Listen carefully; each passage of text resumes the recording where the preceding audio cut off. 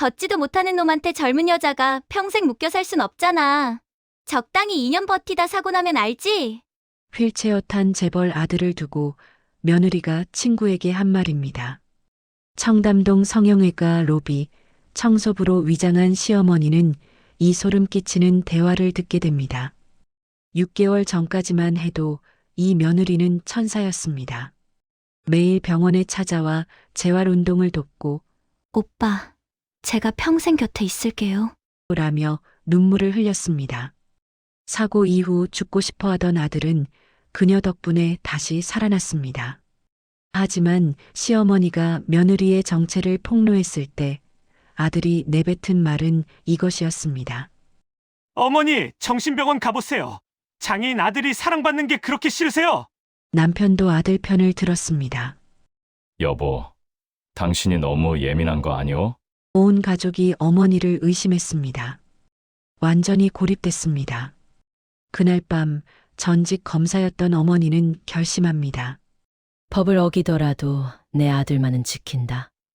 35억짜리 아파트에 몰래 설치한 카메라 12대, 3주간 포착된 충격적인 장면들, 며느리가 시어머니를 완전 호구 크크라고 조롱하는 문자, 50대 유부남 원장과의 불륜 현장, 친구들과 와인 마시며 결혼하면 생명보험부터 들어야지. 100억으로. 라고 웃는 모습, 그리고 검색 기록에 남겨진 충격적인 문구들, 척추 손상 환자 평균 수명, 하반신 마비 합병증, 배우자 사망 시 상속 비율, 며느리는 남편의 죽음을 계산하고 있었습니다. 인생일기 오늘의 이야기를 시작하기에 앞서 채널 구독, 좋아요를 눌러주시면 영상 제작에 큰 힘이 됩니다. 지금부터 한 어머니가 며느리의 가면을 벗기고 아들을 죽음에서 구해낸 처절한 6개월의 기록을 들려드리겠습니다. 2024년 11월 3일 토요일, 서울은 늦가을의 차가운 공기로 가득했습니다. 대치동 갤러리아 백화점 5층 루프탑 카페의 창가 자리에는 한 중년 여성이 앉아 있었습니다. 박혜진, 55세.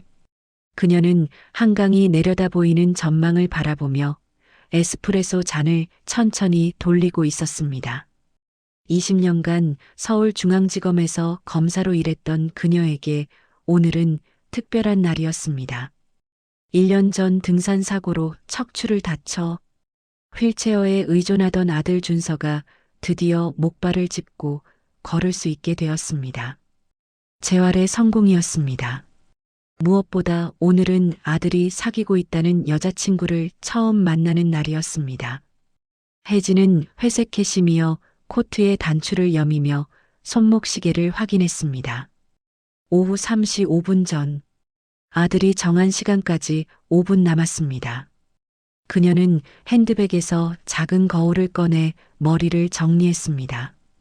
검사 시절부터 유지해온 단정한 단발머리가 여전했습니다. 어머니, 준서의 밝은 목소리가 카페 입구에서 들려왔습니다.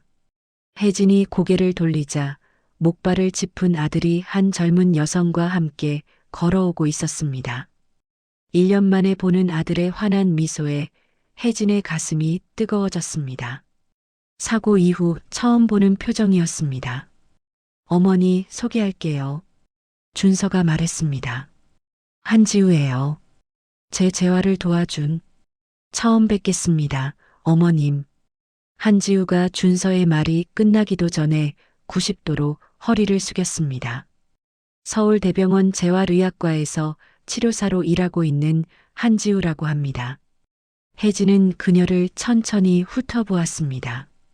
청순한 인상, 네이비 컬러의 무릎 아래 길이, 원피스, 하얀 카디건, 그리고 최소한의 화장. 겉으로 보기에는 단정하고 예의 바른 젊은 여성이었습니다. 하지만 혜진의 눈은 다른 것들을 포착했습니다. 한지우의 손톱은 완벽하게 관리되어 있었습니다.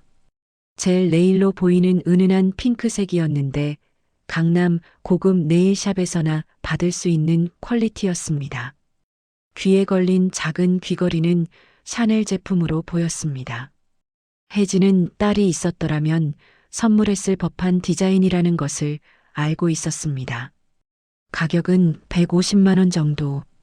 앉으세요. 혜진이 미소를 지으며 말했습니다. 세 사람이 테이블에 자리를 잡았습니다. 준서가 목발을 옆에 세우고 앉자 한지우가 재빨리 그의 가방을 받아 의자에 걸어주었습니다. 자연스러우면서도 세심한 동작이었습니다. 커피 드릴까요? 혜진이 물었습니다. 아메리카노 부탁드려요. 한지우가 공손하게 대답했습니다. 혜진이 웨이터를 불러 주문을 하는 동안 한지우는 핸드백에서 작은 수첩을 꺼냈습니다. 어머님, 혹시 준서 오빠의 최근 재활 진행 상황에 대해 여쭤보셔도 될까요? 제가 메모해 온 게 있어서요. 그래요? 혜진의 눈빛이 날카로워졌습니다. 한지우가 수첩을 펼쳤습니다. 요추 4번과 5번 사이에 추간판 탈출로 인한 하반신 마비 증상이었는데요. 지난 6개월간 꾸준한 물리치료와 신경재생 치료로 많이 호전되셨어요. 특히 최근 2달 사이에. 잠깐만요. 혜진이 부드럽게 끼어들었습니다. 요추라고 하셨나요? 네, 요추 4번과 5번. 한지우가 자신있게 대답했습니다. 혜진은 속으로 미소를 지었습니다. 준서의 진단서에는 분명히 흉추 11번 골절이라고 명시되어 있었습니다. 요추가 아니었습니다. 재활치료사라면 절대 틀릴 수 없는 기본 정보였습니다. 아, 제가 잘못 말했네요. 한지우가 급히 수첩을 다시 확인하며 말을 고쳤습니다. 흉추였죠. 죄송해요. 오늘 다른 환자분들도 많이 봐서 헷갈렸나 봐요. 혜진은 고개를 끄덕이며 커피를 한 모금 마셨습니다. 하지만 그녀의 머릿속에서는 이미 경보음이 울리고 있었습니다. 전문가라면 자신이 담당하는 환자의 진단명을 헷갈릴 리 없었습니다. 대화는 자연스럽게 이어졌습니다. 한지우는 재활 과정에 대해 전문 용어를 섞어가며 설명했고 준서를 바라보는 눈빛은 애정이 가득했습니다. 혜진은 검사 시절 수백 명의 증인과 피의자를 신문하며 익힌 관찰력을 발휘했습니다. 한지우가 말할 때마다 눈동자가 미세하게 오른쪽 위를 향했습니다. 거짓말을 할 때 나타나는 전형적인 신호였습니다. 또한 그녀는 자주 손으로 목을 만지작거렸는데 이는 불안함을 감추려는 무의식적 동작이었습니다. 어머님, 준서 오빠는 정말 대단하세요. 한지우가 말했습니다. 처음 만났을 때는 완전히 절망에 빠져 계셨는데 지금은 이렇게 밝아지셨잖아요. 재활의 성공은 본인의 의지가 가장 중요한데 준서 오빠는 정말 열심히 하셨어요. 준서가 수줍게 웃었습니다. 지우가 없었으면 불가능했을 거예요, 어머니. 정말로요. 혜진은 아들의 행복한 표정을 바라보았습니다. 1년 전 사고 이후 처음 보는 진심 어린 미소였습니다. 그 미소가 가짜 사랑 때문이라면 어떻게 해야 할까요? 혜진의 가슴이 먹먹해졌습니다. 1시간의 만남이 끝나고 세 사람은 카페를 나섰습니다. 주차장까지 함께 걸으며 한지우는 계속해서 준서를 세심하게 챙겼습니다. 문턱이 있으면 미리 알려주고 준서가 목발을 짚는 속도에 맞춰 천천히 걸었습니다. 완벽한 연기였습니다. 아니, 혹시 진심일까요? 혜진은 확신할 수 없었습니다. 어머님, 오늘 만나 뵙게 되어 정말 영광이었습니다. 한지우가 작별 인사를 하며 다시 한번 깊이 고개를 숙였습니다. 나도 만나서 반가웠어요. 혜진이 대답했습니다. 준서를 잘 부탁해요. 한지우와 준서가 택시를 타고 떠난 후 혜진은 자신의 차에 앉았습니다. 시동을 걸지 않고 한참을 그대로 앉아 있었습니다. 핸드백에서 휴대폰을 꺼내 몇 가지를 검색했습니다. 서울대병원 재활의학과 직원 명단, 청담동 여성 20대 후반 한지우, 재활치료사 자격증 확인. 검색 결과는 그녀의 의심을 더욱 키웠습니다. 혜진은 깊은 숨을 내쉬며 전화를 걸었습니다. 화면에는 김태영 전 사이버 수사대라는 이름이 떴습니다. 여보세요, 태영 씨? 나 박혜진이에요. 오랜만이죠. 아니에요. 안부 전화가 아니고요. 부탁이 하나 있어서요. 사람 한 명 좀 알아봐 줄 수 있어요? 전화를 끊은 혜진은 다시 한강을 바라보았습니다. 석양이 지고 있었습니다. 강 위로 붉은 빛이 번지고 도시의 불빛들이 하나둘 켜지기 시작했습니다. 아름다운 풍경이었지만 혜진의 마음은 무거웠습니다. 20년간 검사로 일하며 그녀는 수많은 범죄자들을 마주했습니다. 살인자, 사기꾼, 횡령범. 그들 중 많은 이들이 겉으로는 평범해 보이는 사람들이었습니다. 심지어 매력적이고 친절해 보이기까지 했습니다. 하지만 가면 뒤에는 어두운 본성이 숨어 있었습니다. 한지우도 그런 사람일까요? 아니면 그녀의 의심이 과한 것일까요? 혜진은 아직 확신할 수 없었습니다. 하지만 한 가지는 분명했습니다. 만약 한지우가 아들을 이용하려는 사기꾼이라면 절대 그냥 두지 않을 것입니다. 혜진은 시동을 걸고 집으로 향했습니다. 차창 밖으로 서울의 야경이 스쳐 지나갔습니다. 수많은 불빛들이 반짝였습니다. 그 불빛들 뒤에 얼마나 많은 이야기들이 숨어 있을까요? 진실과 거짓, 사랑과 배신, 희망과 절망. 대치동 타워 팰리스에 도착한 혜진은 엘리베이터를 타고 50층으로 올라갔습니다. 아파트 현관문을 열자 남편 박태준이 거실에서 신문을 보고 있었습니다. 어떻게 됐어? 태준이 물었습니다. 혜진은 가방을 소파에 내려놓으며 조심스럽게 대답했습니다.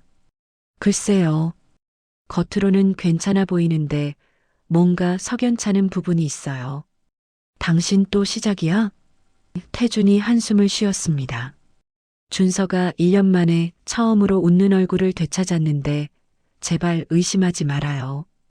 의심이 아니라 확인이에요. 혜진이 단호하게 말했습니다. 제 아들이 상처받는 걸 그냥 볼 수는 없어요. 혜진은 서재로 들어가 문을 닫았습니다. 책상 위에 노트북을 켜고 새로운 폴더를 만들었습니다. 폴더 이름은 한지우 조사. 밤은 깊어갔습니다. 서재의 불빛만이 홀로 켜져 있었습니다. 혜진은 키보드를 두드리며 조사를 시작했습니다. 20년간 갈고 닦은 검사의 본능이 그녀에게 속삭이고 있었습니다. 무언가 잘못되었다. 확인해야 한다. 창 밖으로 서울의 야경이 펼쳐져 있었습니다. 수많은 불빛들 사이 어딘가에 진실이 숨어 있을 것입니다.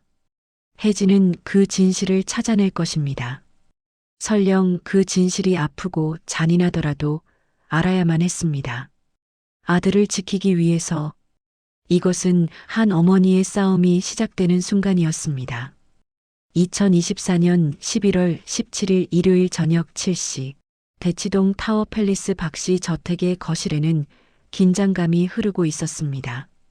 혜진은 2주간의 조사 결과를 A4 용지 2뭉치로 정리해 테이블 위에 올려놓았습니다.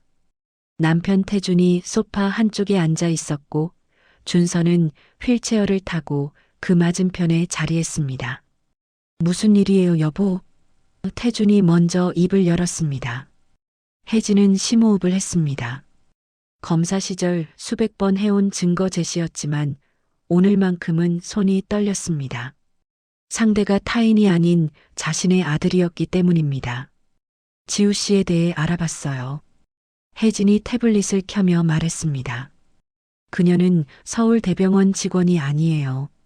준서의 얼굴이 굳어졌습니다. 어머니, 뭐 하시는 거예요? 혜진은 태블릿 화면을 두 사람에게 보여주었습니다. 한지우가 청담동 피부과 의원에서 환자를 상담하는 모습이었습니다. 흰색 가운을 입고 차트를 들고 있는 그녀의 모습이 선명했습니다. 청담미르 피부과 의원의 실장이에요. 그리고 혜진이 화면을 넘겼습니다. 김 원장이라는 52세 기혼 남성과 3년째 불륜 관계를 유지하고 있어요.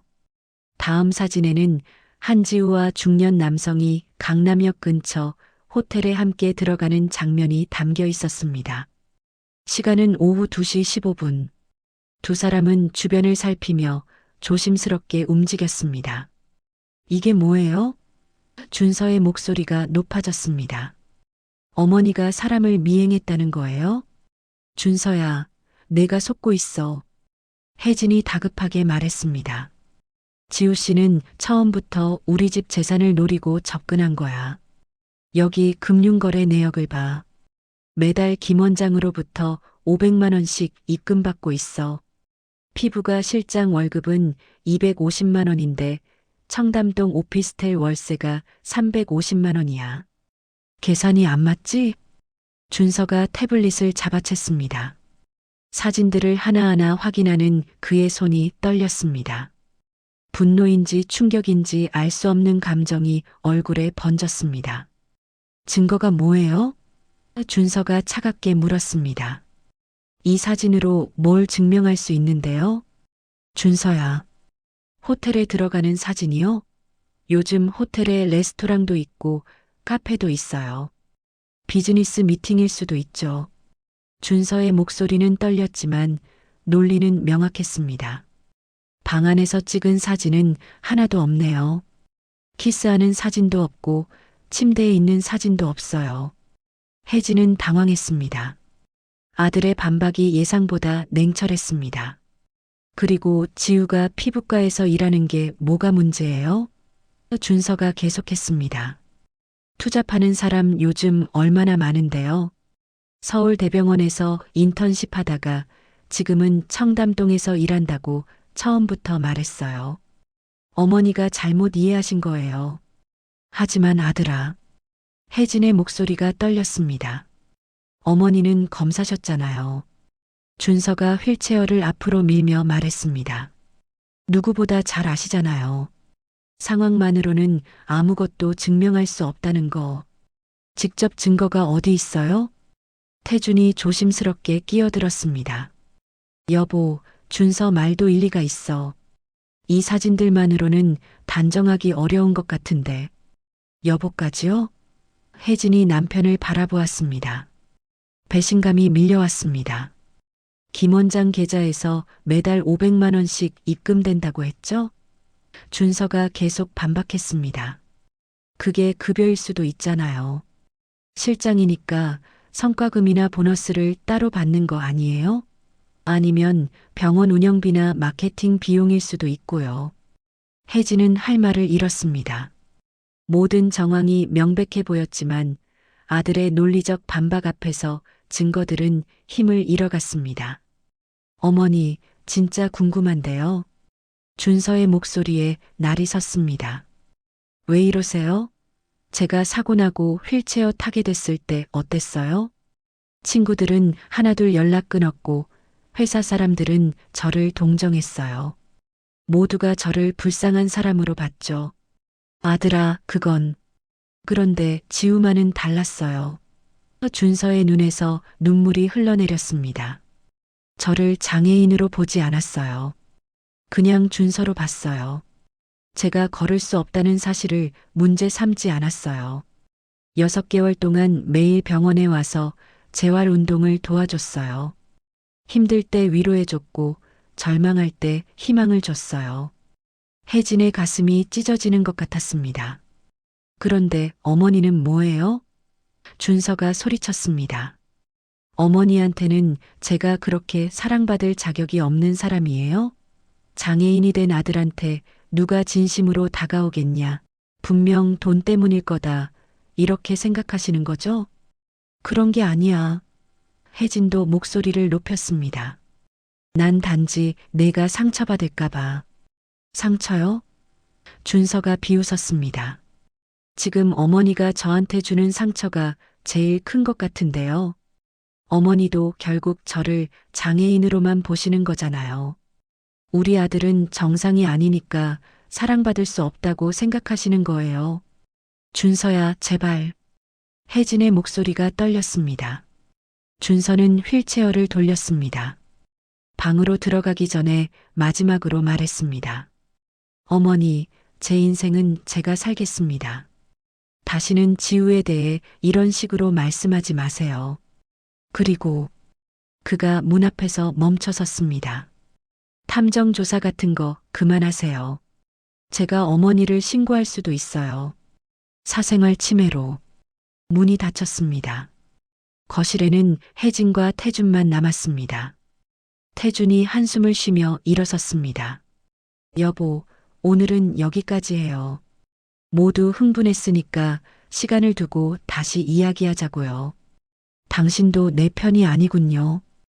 혜진이 쓸쓸하게 말했습니다. 편이 어디 있어요, 가족끼리. 태준이 아내의 어깨에 손을 얹었습니다.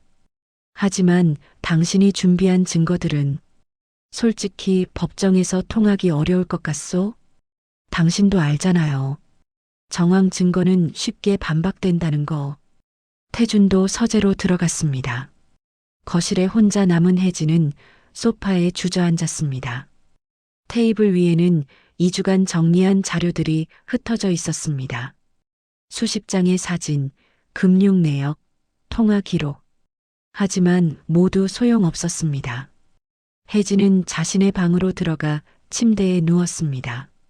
천장을 바라보며 20년 전 검사 시절을 떠올렸습니다. 정황 증거만으로 기소했다가 패소한 사건이 있었습니다. 피고인의 변호사가 모든 정황을 합리적 의심으로 무너뜨렸고 배심원들은 무죄 판결을 내렸습니다. 그때 배운 교훈이 있었는데 현대 사회에서 가장 강력한 증거는 직접 증거다. 본인의 입에서 나온 말, 명확한 범행 장면, 디지털 기록. 혜진은 벌떡 일어나 서재로 갔습니다. 노트북을 켜고 검색을 시작했습니다. 디지털 포렌식 전문가, 초소형 카메라 설치, 통신 기록 추적. 새로운 계획이 머릿속에서 형성되기 시작했습니다. 정황 증거로는 부족합니다. 한지우 본인의 입에서 나온 고백이 필요했습니다. 그녀가 직접 자신의 의도를 드러내는 결정적인 순간이 필요했습니다. 혜진은 핸드백에서 명함 한 장을 꺼냈습니다. K-시큐리티 대표 김태형. 검사 시절 여러 사이버 범죄 사건에서 자문을 구했던 전직 사이버 수사대 요원이었습니다. 시계를 보니 밤 11시였습니다. 늦은 시간이지만 혜진은 전화를 걸었습니다. 여보세요? 남성의 목소리가 들렸습니다. 김 팀장님, 박혜진입니다. 늦은 시간에 죄송해요. 아, 박 변호사님. 무슨 일이세요? 급한 부탁이 있어요. 내일 아침에 만날 수 있을까요? 디지털 증거 수집에 대해 상의하고 싶어서요. 물론이죠. 내일 10시에 사무실로 오세요. 전화를 끄는 혜진은 창밖을 바라보았습니다. 서울의 야경이 반짝이고 있었습니다. 수많은 불빛들 사이 어딘가에 진실이 숨어 있을 것입니다. 이번에는 완벽해야 해. 누구도 반박할 수 없는 증거가 필요해. 혜진은 새벽 2시까지 노트북 앞에 앉아 계획을 세웠습니다. 한지우의 디지털 발자국을 추적하고 그녀의 진짜 모습을 포착할 완벽한 함정을 준비할 것입니다. 비록 오늘은 실패했지만 포기할 수는 없었습니다. 복도 너머 준서의 방에서는 낮은 흐느낌 소리가 들려왔습니다. 혜진의 가슴이 찢어졌습니다. 하지만 지금 아들에게 위로를 건넬 수는 없었습니다. 아들은 그녀를 믿지 않았습니다. 남편도 그녀의 편이 아니었습니다. 혜진은 완전히 고립되었습니다. 하지만 그것이 그녀를 멈추게 할 수는 없었습니다.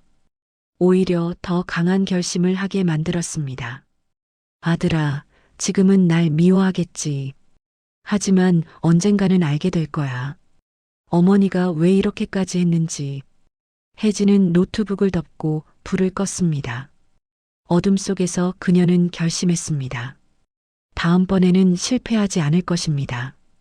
완벽한 증거를 확보하고 한지우의 가면을 벗길 것입니다. 아들이 진실을 알 때까지 그녀의 싸움은 끝나지 않을 것입니다.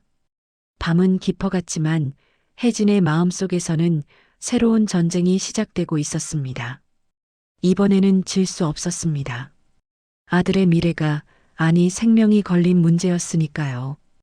2024년 11월 25일 월요일 오전 10시 혜진은 용산구 한남동의 한 조용한 건물 앞에 섰습니다. K-시큐리티라는 간판이 붙은 3층 건물이었습니다. 입구에서 신원 확인을 거쳐 엘리베이터를 탔습니다. 2층에서 내리자 김태영이 복도에서 기다리고 있었습니다. 오랜만입니다.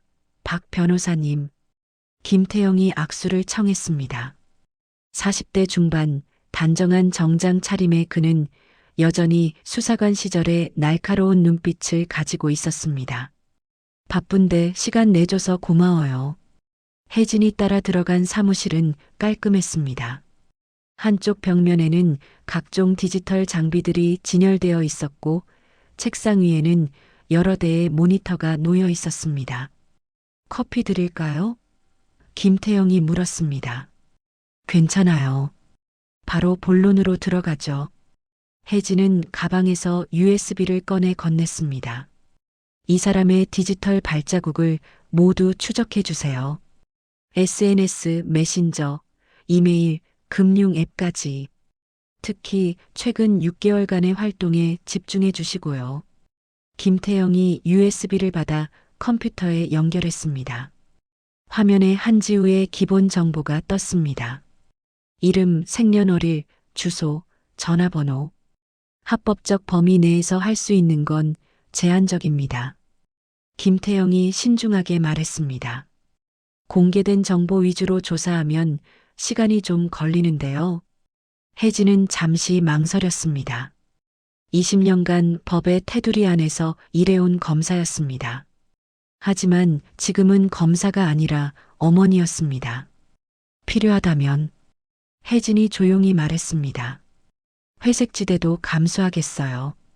제 아들의 생명이 걸린 문제니까요. 김태영의 표정이 진지해졌습니다. 알겠습니다. 3일 드리겠습니다. 사무실을 나온 혜진은 다음 목적지로 향했습니다. 강남구 청담동, 한지우가 근무한다는 피부과 의원 근처였습니다. 카페에 앉아 의원 입구를 관찰했습니다. 오전 11시경 한지우가 흰색 가운을 입고 밖으로 나왔습니다. 누군가와 통화하며 웃고 있었습니다. 혜진은 모자를 깊이 눌러 쓰고 거리를 두고 따라갔습니다.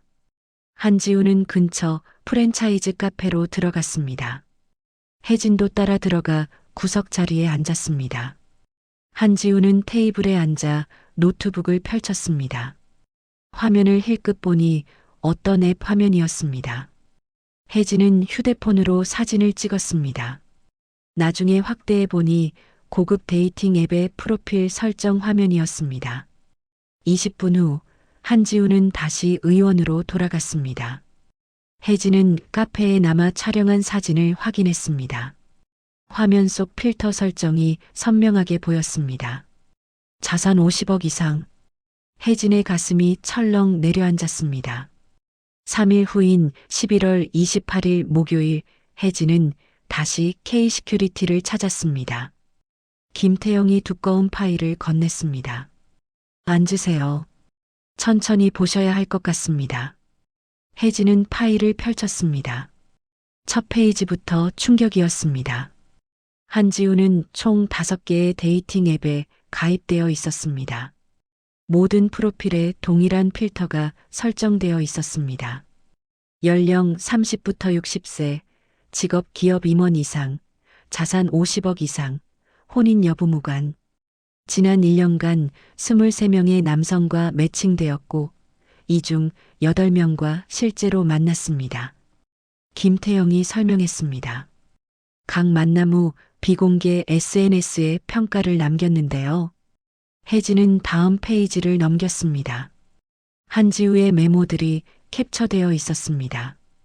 강남 A씨 건설업, 자산 80억 추정, 외모별로, 패스, 서초 B씨 의사, 자산 30억, 나이 많음, 패스, 송파 CCIT 기업 부사장, 35세, 사고로 하반신 마비, 흥미로움, 혜진의 손이 떨렸습니다.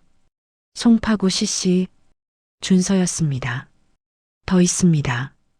김태영이 다른 파일을 꺼냈습니다. 피의자, 아니, 한지우 씨는 박준서 씨에 대해 상당히 철저하게 조사했습니다. 다음 페이지에는 준서와 관련된 정보들이 정리되어 있었습니다. 아버지 박태준의 회사 시가총액, 박씨 가족의 부동산 자산 목록, 준서 개인의 주식 자산까지 마치 투자 보고서처럼 상세했습니다. 그리고 이건 김태영이 조심스럽게 다른 페이지를 보여줬습니다. 검색 기록입니다. 혜진은 숨이 멎는 것 같았습니다. 척추 손상 환자 평균 수명, 하반신 마비 합병증 종류, 장애인 배우자 상속 비율, 생명보험 수익자 변경 방법. 이 사람은 혜진의 목소리가 떨렸습니다. 제 아들의 죽음을 계획하고 있어요. 김태영은 대답하지 않았습니다. 그저 고개를 숙였습니다. 혜진은 파일을 덮었습니다. 이 자료를 경찰에 제출하면 어떻게 될까요? 솔직히 말씀드리면 김태영이 난처한 표정을 지었습니다. 검색 기록만으로는 범죄 의도를 입증하기 어렵습니다. 궁금해서 검색했다고 하면 그만이거든요. 데이팅 앱 가입도 불법이 아니고요. 그럼 이것도 소용없다는 거예요? 혜진이 좌절했습니다. 직접 증거가 필요합니다. 본인의 입에서 나온 고백이나 실제 범행 장면이나. 김태영이 잠시 망설이다 말했습니다. 아니면 결정적인 대화 녹음이라든지.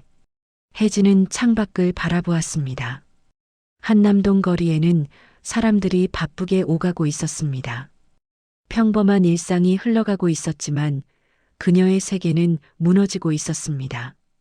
방법이 하나 있긴 합니다. 김태영이 조심스럽게 말을 꺼냈습니다. 뭔데요? 함정 수사라고 해야 할까요? 한지우 씨를 특정 상황에 놓고 그녀의 본 모습을 포착하는 겁니다. 어떻게요? 김태영은 잠시 생각하다가 말했습니다. 제가 아는 전직 국정원 요원이 있습니다. 지금은 보안 컨설팅 회사를 운영하는데 첨단 감시 장비 전문가예요. 만약 한지우 씨가 생활하는 공간에 카메라와 녹음기를 설치한다면 불법 아닌가요? 네, 불법입니다. 김태영이 솔직하게 인정했습니다. 나중에 박 변호사님도 처벌받을 수 있어요. 하지만 얻게 되는 증거는 그 누구도 부인할 수 없을 겁니다. 혜진은 오랫동안 침묵했습니다. 20년간 법을 지키며 살아온 검사였습니다. 하지만 지금은 법이 아들을 보호해주지 못했습니다. 소개해주세요. 혜진이 결정을 내렸습니다. 그 보안 전문가를.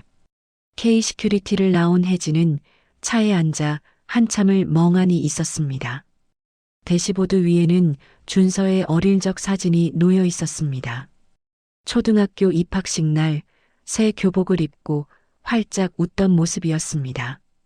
미안해, 준서야. 어머니가 법을 어기게 됐구나. 하지만 후회는 없었습니다. 법과 아들 사이에서 선택해야 한다면 그녀는 주저없이 아들을 선택할 것입니다. 12월 1일 월요일 혜진은 강남구 삼성동의 한 부동산 중개소를 찾았습니다. 책상에 앉은 중개인이 밝게 웃으며 맞았습니다. 어떤 매물을 찾으세요? 삼성동 아이파크 타워요. 60평형대로. 중개인의 눈이 반짝였습니다. 아, 최고급 아파트시죠. 현재 매물이 한 채 있는데 가격이 상관없어요. 혜진이 단호하게 말했습니다. 일주일 안에 계약하고 싶어요. 네, 일주일이요? 보통 대출 심사나 서류 준비에만 현금으로 하겠어요. 중개인은 놀란 표정으로 서류를 꺼냈습니다. 혜진은 매물 사진을 확인했습니다. 한강이 내려다 보이는 50층, 넓은 거실과 침실 3개. 완벽했습니다. 완벽한 함정으로 그날 저녁 대치동 집 거실에서 혜진은 남편과 아들을 불렀습니다. 준서는 2주 전 대결 이후 처음으로 어머니와 마주 앉았습니다. 표정은 여전히 굳어 있었습니다. 무슨 일이세요? 준서가 차갑게 물었습니다. 혜진은 깊은 숨을 쉬었습니다. 그리고 최대한 부드러운 미소를 지었습니다.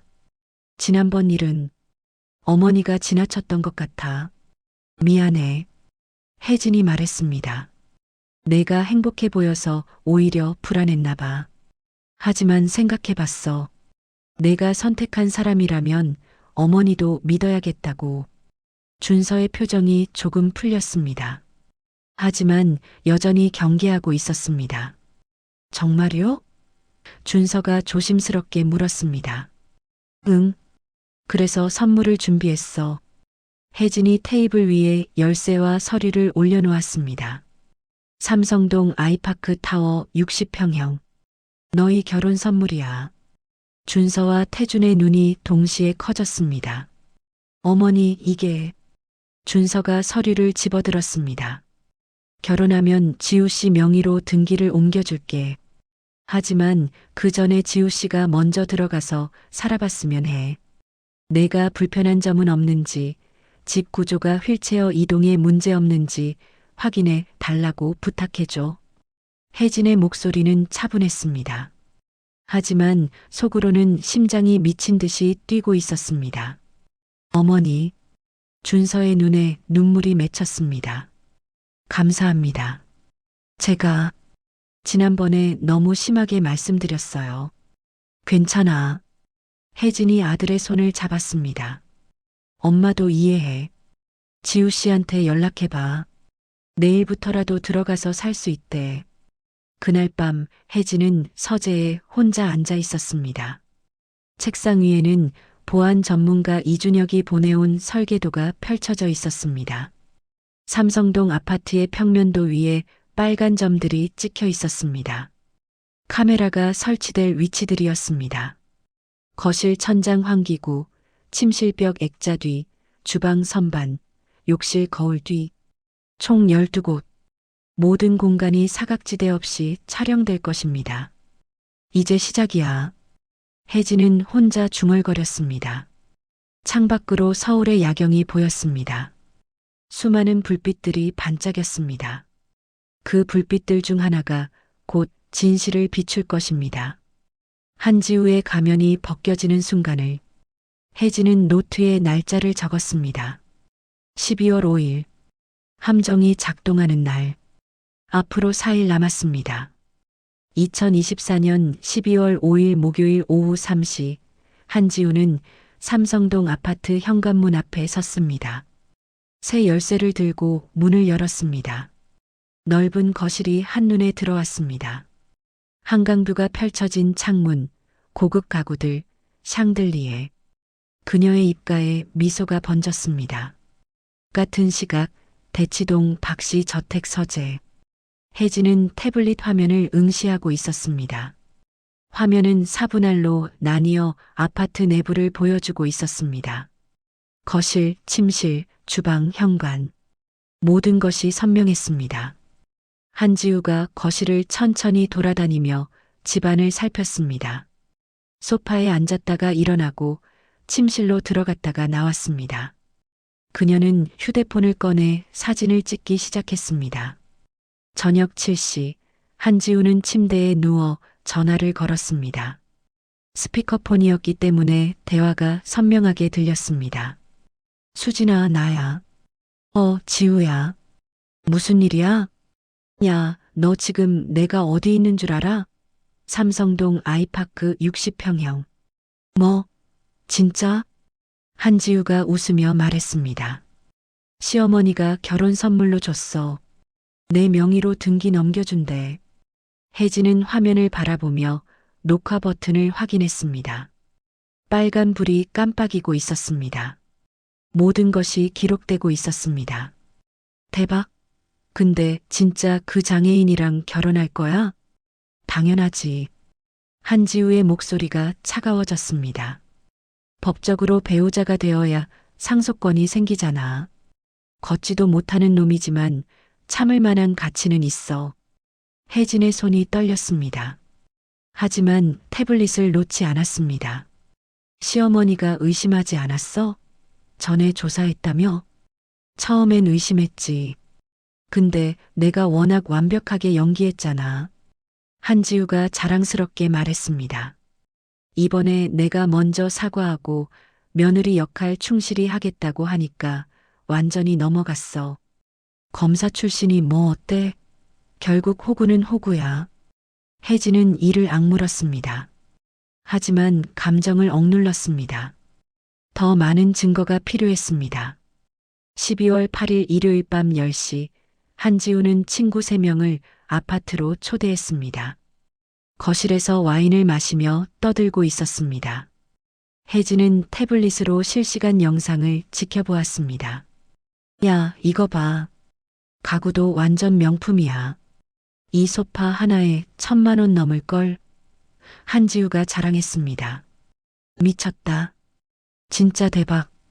한지우가 와인잔을 들어올리며 말했습니다. 건배. 내 인생 역전을 위하여. 친구들이 와인잔을 부딪혔습니다. 웃음소리가 거실에 울렸습니다.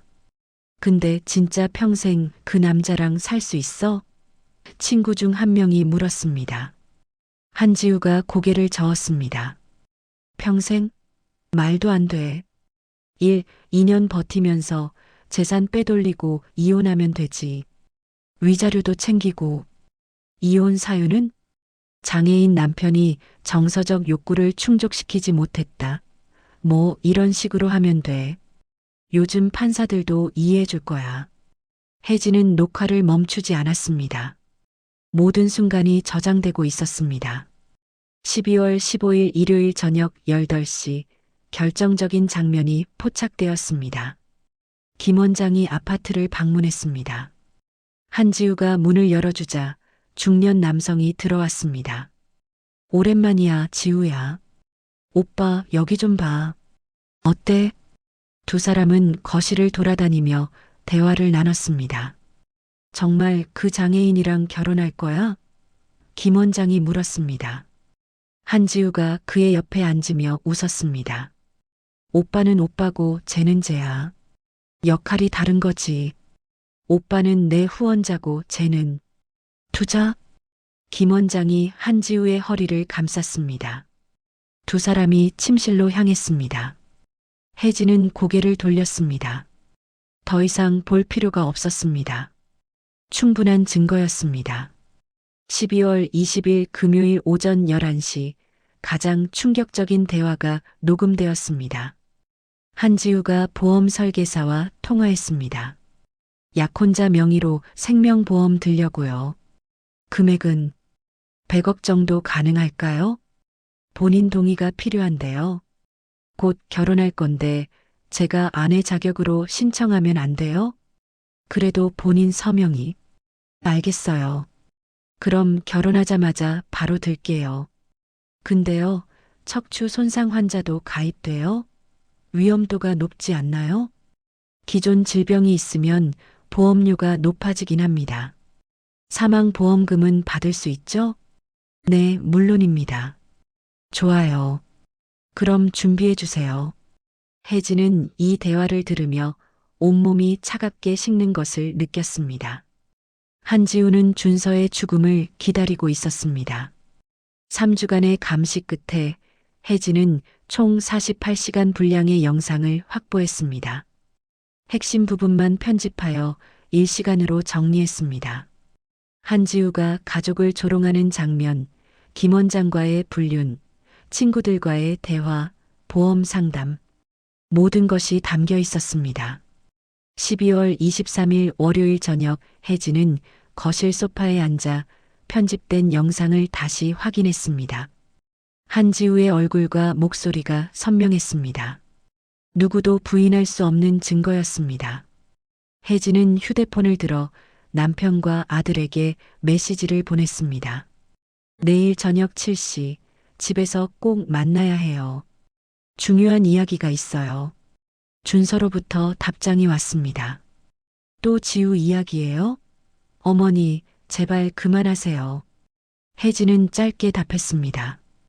이번엔 다를 거야. 꼭 와줘. 그날 밤 혜진은 잠을 이룰 수 없었습니다. 침대에 누워 천장을 바라보았습니다. 내일이면 모든 것이 끝날 것입니다. 진실이 밝혀질 것입니다. 하지만 동시에 아들의 마음도 무너질 것입니다. 준서야, 미안해.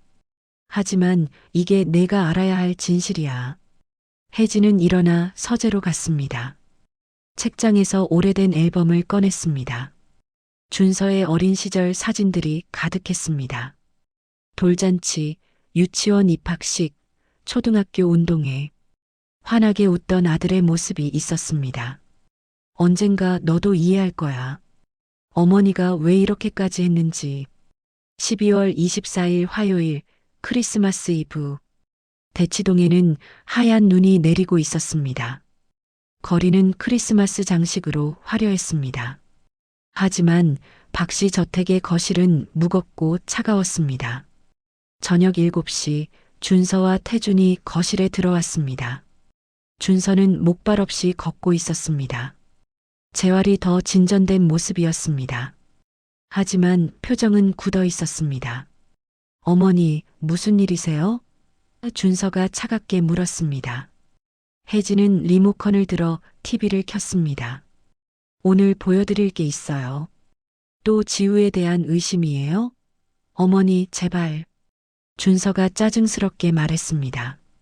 조용히 앉아서 봐. 혜진의 목소리는 단호했습니다. 끝까지 다 보고 나서 판단해. 화면이 켜졌습니다. 삼성동 아파트 거실이 나타났습니다. 한지우가 친구와 통화하는 장면이었습니다. 시어머니가 완전 호구거든. 검사 출신이 뭐 어때? 결국 호구는 호구야. 준서의 얼굴이 창백해졌습니다. 영상은 계속되었습니다. 한지우가 친구들과 와인을 마시며 준서를 조롱하는 장면. 걷지도 못하는 놈이지만 참을 만한 가치는 있어. 김 원장과의 불륜 장면. 오빠는 후원자고 쟤는 투자. 보험 상담 통화. 사망 보험금은 받을 수 있죠? 1시간의 영상이 끝났을 때 거실은 완전한 침묵에 빠졌습니다. 준서는 소파에 주저앉아 있었습니다. 얼굴에는 눈물 자국이 있었습니다. 태준도 말없이 고개를 숙이고 있었습니다. 혜진은 리모컨을 내려놓으며 조용히 말했습니다. 이번엔 조작이 아니에요. 4K 고화질, 실시간 녹화, 클라우드 백업. 디지털 포렌식 전문가가 원본 무결성을 확인했어요. 법정 증거로 충분해요. 긴 침묵이 흘렀습니다. 시계 소리만 들렸습니다. 준서가 떨리는 목소리로 물었습니다. 언제부터 알고 계셨어요? 처음 만난 날부터 의심했어. 하지만 확신은 없었지. 그래서 증거를 모았어. 왜? 진작 말씀하지 않으셨어요? 혜진은 아들을 바라보았습니다. 지난번 기억나니? 내가 증거를 보여줬을 때 내가 뭐라고 했어? 정황 증거는 소용없다고, 직접 증거가 필요하다고 했잖아. 준서는 대답하지 못했습니다. 그래서 준비했어. 내가 부인할 수 없는 완벽한 증거를. 태준이 일어나 아내의 어깨에 손을 얹었습니다. 여보, 고생했소. 내가 당신을 믿지 못해서 미안하오. 혜진은 고개를 저었습니다. 그리고 아들을 바라보았습니다. 준서가 천천히 일어섰습니다. 어머니 앞으로 다가왔습니다. 그리고 깊이 고개를 숙였습니다. 어머니, 죄송합니다. 제가 바보였어요. 혜진은 아들을 끌어안았습니다. 두 사람은 한참을 그렇게 서 있었습니다. 혜진의 눈에서 눈물이 흘러내렸습니다. 분노의 눈물이 아니었습니다. 안도의 눈물이었습니다. 창밖으로 눈이 계속 내리고 있었습니다. 하얀 눈이 모든 것을 덮어가고 있었습니다. 마치 거짓을 씻어내고 진실만 남기는 것처럼 혜진은 아들의 등을 토닥이며 조용히 말했습니다. 괜찮아. 이제 다 끝났어. 하지만 아직 끝난 것이 아니었습니다. 내일이면 경찰에 신고할 것입니다. 한지우는 법의 심판을 받을 것입니다.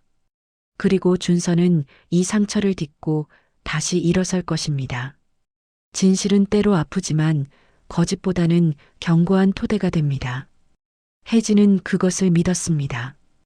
2024년 12월 25일 크리스마스 새벽 2시 혜진은 서재에 앉아 고소장을 작성하고 있었습니다. 20년간 검사로 일하며 수없이 써왔던 문서였지만 오늘만큼은 손이 떨렸습니다. 이번에는 자신의 아들을 위한 고소장이었습니다. 피고소인 한지우는 피해자의 장애를 악용하여 접근하였고 재산을 편취할 목적으로 허위 신분을 사용하였으며 나아가 피해자의 생명을 담보로 한 보험금 편취를 계획하였음. 혜진은 문장 하나하나를 신중하게 적었습니다. 감정은 배제하고 오직 사실만을 기록했습니다. 첨부 파일 목록에는 3주간 수집한 영상과 녹음 자료가 정리되어 있었습니다. 오전 9시 혜진은 서초구 서울중앙지방검찰청을 찾았습니다. 20년간 몸담았던 건물이었습니다. 익숙한 복도를 걸으며 과거가 떠올랐습니다. 초임 검사 시절, 밤을 새워 사건을 분석하던 날들, 첫 공판에서 떨리는 손으로 논고를 했던 순간, 무죄 판결을 받고 좌절했던 기억, 민원실에서 고소장을 제출했습니다. 담당 직원이 서류를 확인하며 물었습니다. 첨부 자료가 상당히 많으시네요. 네. 영상 48시간 분량과 녹취록이 있습니다. 혜진이 대답했습니다. 접수 완료됐습니다. 사건 번호는 문자로 발송됩니다. 검찰청을 나온 혜진은 잠시 건물을 올려다보았습니다. 이곳에서 20년을 보냈습니다. 정의를 위해 싸웠습니다.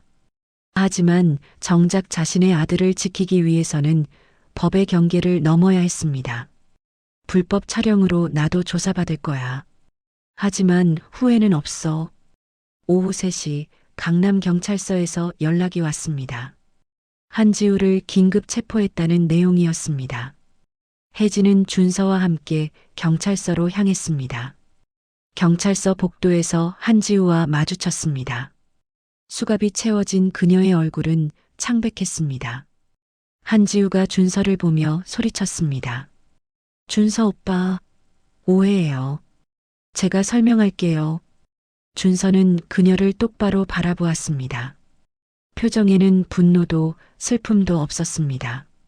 그저 담담함만이 있었습니다. 설명은 법정에서 하세요. 준서가 차갑게 말했습니다. 한지우가 혜진을 향해 돌아섰습니다. 당신이 저를 함정에 빠뜨린 거죠? 불법 촬영한 거 알아요. 당신도 처벌받을 거예요. 혜진은 침착하게 대답했습니다. 알아요. 제가 한 일에 대해서는 책임지겠어요. 하지만 당신이 제 아들에게 한 일은 절대 용서할 수 없어요. 한지우가 끌려가는 모습을 보며 준서가 조용히 말했습니다. 어머니, 괜찮으세요? 불법 촬영으로. 걱정 마.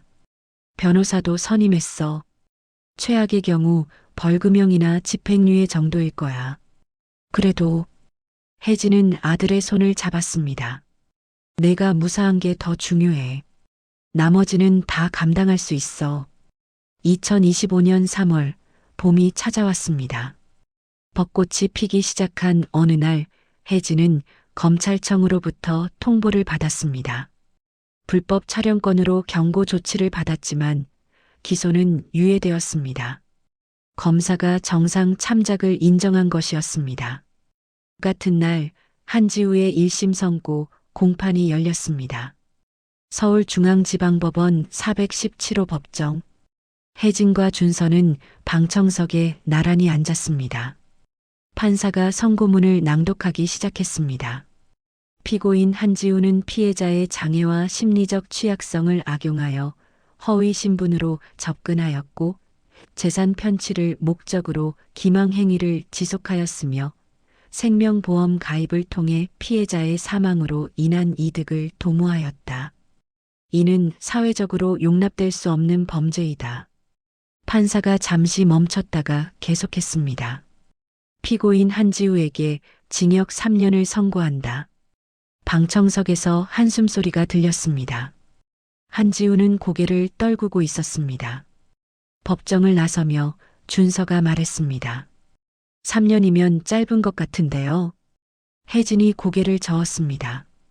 법정 최고형은 아니지만 그녀가 앞으로 살아가는 데는 큰 짐이 될 거야. 정과 기록은 평생 따라다니니까. 두 사람은 법원 앞 카페에 들어갔습니다. 창밖으로 벚꽃이 흩날리고 있었습니다.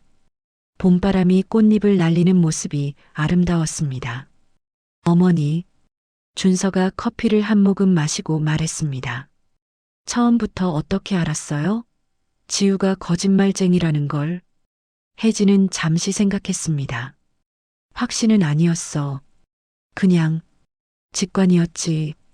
20년간 검사 생활을 하면서 수많은 거짓말쟁이들을 봤거든. 그들에게는 공통점이 있어. 뭔데요? 너무 완벽하다는 거야. 진짜 선한 사람은 자신의 선함을 증명하려고 애쓰지 않아. 그냥 자연스럽게 행동하지. 하지만 거짓말쟁이는 달라. 모든 행동이 계산되어 있어.